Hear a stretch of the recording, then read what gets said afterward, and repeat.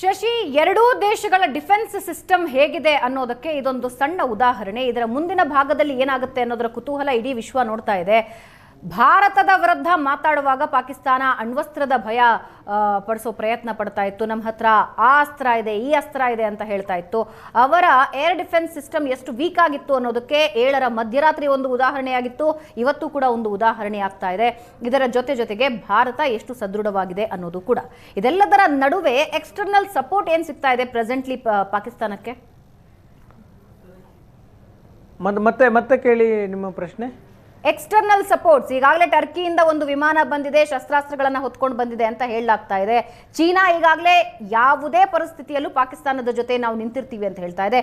ಅಲ್ಲಿಂದ ಏನಾದರೂ ಹೆಲ್ಪ್ ಬರ್ತಾ ಇದೆಯಾ? ಅಲ್ಲಿಂದ ಸಹಾಯ ಬರ್ತಾ ಇದೆಯಾ? ಏನೆಲ್ಲ ಇನ್ಫಾರ್ಮೇಶನ್ಸ್ ಇದೆ ಎಕ್ಸ್ಟರ್ನಲ್ ಸಪೋರ್ಟ್ಸ್ದು? ಯುದ್ಧದ ವಿಷಯಕ್ಕೆ ಬಂದರೆ ಯಾವ ದೇಶದ ಬೆನ್ನಿಗೆ ನಿಲ್ಲುತ್ತೆ ಅನ್ನುವಂತಹ ಚರ್ಚೆಗಳು ಈ ಸಂಘರ್ಷ ಆರಂಭವಾಗುವುದಕ್ಕೂ ಮೊದಲು ಕೂಡ ದೊಡ್ಡ ಚರ್ಚೆಗಳಾದವು. ಭಾರತದ ಬೆಂಬಲಕ್ಕೆ ವಿಶ್ವಸಂಸ್ಥೆಯ ಭದ್ರತಾ ಮಂಡಳಿಯಲ್ಲಿ 15 ಸದಸ್ಯ ರಾಷ್ಟ್ರಗಳಲ್ಲಿ 13 ಭಾರತದ ಪರವಾಗಿ ನಿಂತುಕೊಂಡವು. ಪಾಕಿಸ್ತಾನದ ಪರ ನಿಂತದ್ದು ಒಂದೇ ದೇಶ, ಅದು ಚೀನಾ ಈಗಾಗಲೇ ಹೇಳಿಕೆಯನ್ನು ಬಿಡುಗಡೆ ಮಾಡಿದೆ. ಭಾರತ ಪಾಕಿಸ್ತಾನದ ಮೇಲೆ ಮಾಡಿದಂತಹ ವಾಯುದಾಳಿಗೆ ವಿಷಾದವನ್ನು ವ್ಯಕ್ತಪಡಿಸ್ತಾ ಇದ್ದೇವೆ ಅನ್ನುವಂತಹ ಮಾತನ್ನು ಚೀನಾ ಹೇಳ್ತು. ನೇರವಾಗಿ ಪಾಕಿಸ್ತಾನದ ಪರವಾಗಿ ಚೀನಾ ನಿಲ್ಲುವಂತಹ ಸಾಧ್ಯತೆಗಳು ಬಹಳ ಕಡಿಮೆ ಇದೆ. ಆದರೆ ಪಾಕಿಸ್ತಾನಕ್ಕೆ ಬೇಕಾದಂತಹ ಅಗತ್ಯವಿರುವಂತಹ ಶಸ್ತ್ರಾಸ್ತ್ರಗಳನ್ನು ಚೀನಾ ಪೂರೈಸುವಂತಹ ಸಾಧ್ಯತೆಗಳಿದ್ದಾವೆ. ಇನ್ನು ಟರ್ಕಿ ಭಾರತದ ಕಾಶ್ಮೀರದ ವಿಷಯದಲ್ಲಿ ಪಾಕಿಸ್ತಾನದ ಬೆನ್ನಿಗೆ ನಿಲ್ತಿದ್ದಂತಹ ದೇಶ, ಕಾಶ್ಮೀರ ಪಾಕಿಸ್ತಾನಕ್ಕೆ ಸೇರಿದ್ದು ಅಂತ ಬಹಿರಂಗವಾಗಿ ಹೇಳಿಕೆ ಕೊಟ್ಟಂತಹ ದೇಶ. ಟರ್ಕಿ ಕೂಡ ಪಾಕಿಸ್ತಾನದ ಬೆನ್ನಿಗೆ, ಪಾಕಿಸ್ತಾನಕ್ಕೆ ಶಸ್ತ್ರಾಸ್ತ್ರಗಳನ್ನು ಪೂರೈಕೆ ಮಾಡುವಂತಹ ಕೆಲಸವನ್ನು ಮಾಡಬಹುದು. ಆದರೆ ಟರ್ಕಿ ಆಗಲಿ ಚೀನಾ ಆಗಲಿ ಪಾಕಿಸ್ತಾನಕ್ಕೆ ಬೆಂಬಲವನ್ನು ವ್ಯಕ್ತಪಡಿಸಿ ಭಾರತದ ವಿರುದ್ಧ ನೇರ ಯುದ್ಧಕ್ಕೆ ಇಳಿಯುವಂತಹ ಸಾಧ್ಯತೆಗಳು ತೀರಾ ಕಡಿಮೆ ಇದ್ದಾವೆ. ಆ ರೀತಿ ಏನಾದರೂ ಆದರೆ ಇದು ಲಾರ್ಜರ್ ಕಾನ್ಫ್ಲಿಕ್ಟ್ಗೆ ಕಾರಣ ಆಗುತ್ತೆ. ಯಾಕಂದರೆ ಚೀನಾ ಈಗಾಗಲೇ ಅಮೆರಿಕದಿಂದ ತೆರಿಗೆ ಯುದ್ಧದ ಭೀತಿಗೆ ಒಳಗಾಗಿದೆ. ಡೊನಾಲ್ಡ್ ಟ್ರಂಪ್ ಅಧಿಕಾರಕ್ಕೆ ಬಂದ ಮೇಲೆ ಚೀನಾವನ್ನು ಟಾರ್ಗೆಟ್ ಮಾಡಿಕೊಂಡು 145% ಟ್ಯಾಕ್ಸನ್ನು ಏರಿಕೆ ಮಾಡಿದ್ದಾರೆ. ಇಂತಹ ಸಂದರ್ಭದಲ್ಲಿ ಚೀನಾಗೆ ಬಿಸ್ನೆಸ್ಸನ್ನು ಮಾಡೋದಕ್ಕೆ ಭಾರತದಂತಹ ದೊಡ್ಡ ದೇಶ, 140 ಕೋಟಿ ಜನರ ಮಾರ್ಕೆಟ್ನ ಅಗತ್ಯ ಇದೆ. ಇತ್ತೀಚೆಗಷ್ಟೇ ಚೀನಾದ ಅಧ್ಯಕ್ಷ ಕ್ಸಿ ಜಿನ್ಪಿಂಗ್ ಹೇಳಿಕೆಯನ್ನು ಕೊಟ್ಟಿದ್ರು. ಡ್ರ್ಯಾಗನ್ ಮತ್ತು ಎಲಿಫೆಂಟ್ ಒಂದಾಗಬೇಕು ಅನ್ನುವಂತಹ ಹೇಳಿಕೆಗಳನ್ನು ಕೊಟ್ಟಿದ್ರು. ಇಂತಹ ಸಂದರ್ಭದಲ್ಲಿ ಚೀನಾ ಬಹಿರಂಗವಾಗಿ ಪಾಕಿಸ್ತಾನದ ಜೊತೆ ಗುರುತಿಸಿಕೊಳ್ಳುವಂತಹ ಸಾಧ್ಯತೆ ಬಹಳ ಕಡಿಮೆ ಇರುತ್ತೆ. ಲಾಭ ಏನಾಗುತ್ತೆ ಅಂತ ನೋಡುತ್ತೆ ಪಾಕಿಸ್ತಾನದ ಜೊತೆ ನೇರವಾಗಿ ಜೊತೆಯಲ್ಲಿ ನಿಂತುಕೊಂಡ್ರೆ ತನಗೆ ಸಿಗುವಂತಹ ಲಾಭ ಏನು ಅನ್ನುವಂತಹ ಲೆಕ್ಕಾಚಾರವನ್ನು ಕೂಡ ಮಾಡುತ್ತೆ. ಯಾಕಂದರೆ 2020ರ ಸಂದರ್ಭದಲ್ಲಿ ಗಲ್ವಾನ್ ಕ್ಲಾಶ್ ಆದ ನಂತರ ಭಾರತ ಚೀನಾದ ಜೊತೆಗಿನ ಅಷ್ಟು ಆರ್ಥಿಕ ಸಂಬಂಧಗಳನ್ನು ಕಡಿತ ಮಾಡಿಕೊಂಡಿತ್ತು. ಅದರ ಎಫೆಕ್ಟ್ ಇವತ್ತಿಗೂ ಇದೆ. ಚೀನಾದ ಕಂಪನಿಗಳು ಭಾರತದಲ್ಲಿ ಹೂಡಿಕೆ ಮಾಡಬೇಕು ಅಂದರೆ ಅದಕ್ಕೆ ನಿರ್ಬಂಧಗಳಿದ್ದಾವೆ.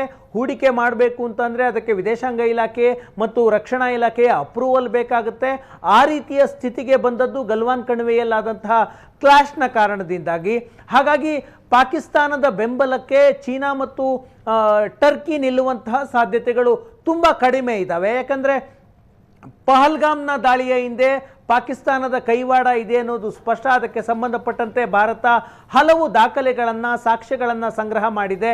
ಭಾರತ ಪಹಲ್ಗಾಮ್ ದಾಳಿಯಾದ ನಂತರ ಜಗತ್ತಿನ 100 ದೇಶಗಳ ನಾಯಕರಿಗೆ ಪಹಲ್ಗಾಮ್ ದಾಳಿಯ ಬಗ್ಗೆ ಮಾಹಿತಿಯನ್ನು ಕೊಡ್ತು. ಅದರಲ್ಲಿ ಚೀನಾ ಕೂಡ ಒಂದು. ಚೀನಾದ ವಿದೇಶಾಂಗ ಸಚಿವರ ಜೊತೆಗೆ, ಚೀನಾದ ರಾಷ್ಟ್ರೀಯ ಭದ್ರತಾ ಸಲಹೆಗಾರರ ಜೊತೆಗೆ ಅಜಿತ್ ದೋವಲ್ ಅವರೇ ನೇರವಾಗಿ ಮಾತನಾಡಿ ಪಾಕಿಸ್ತಾನ ಪಹಲ್ಗಾಮ್ನ ದಾಳಿಯ ಹಿಂದಿದೆ, ಭಾರತಕ್ಕೆ ಪಾಕ್ನ ಉಗ್ರ ನೆಲೆಗಳ ಮೇಲೆ ದಾಳಿ ಮಾಡುವಂತಹ ಹಕ್ಕಿದೆ ಅನ್ನುವಂತಹ ಮಾಹಿತಿಯನ್ನು ಕೊಟ್ಟಿತ್ತು.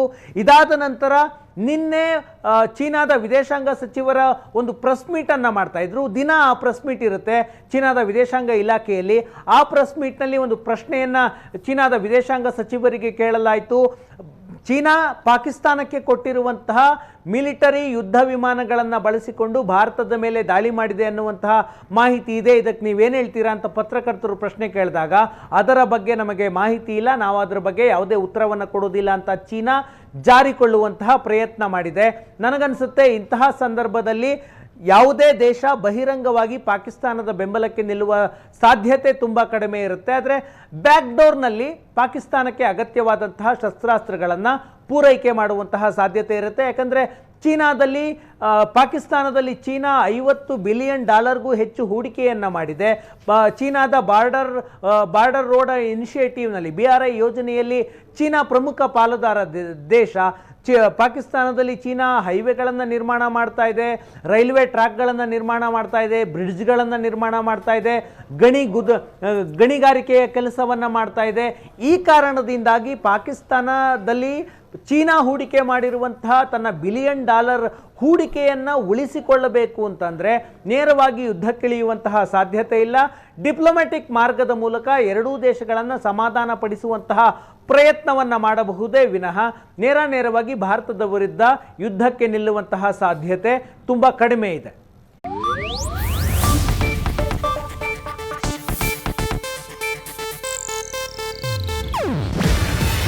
ಇದು ಏಷ್ಯಾನೆಟ್ ನ್ಯೂಸ್ ನೆಟ್ವರ್ಕ್ ಪ್ರಸ್ತುತಿ. ನೀವು ನೋಡ್ತಿದ್ದೀರಾ ಏಷ್ಯಾನೆಟ್ ಸುವರ್ಣ ನ್ಯೂಸ್.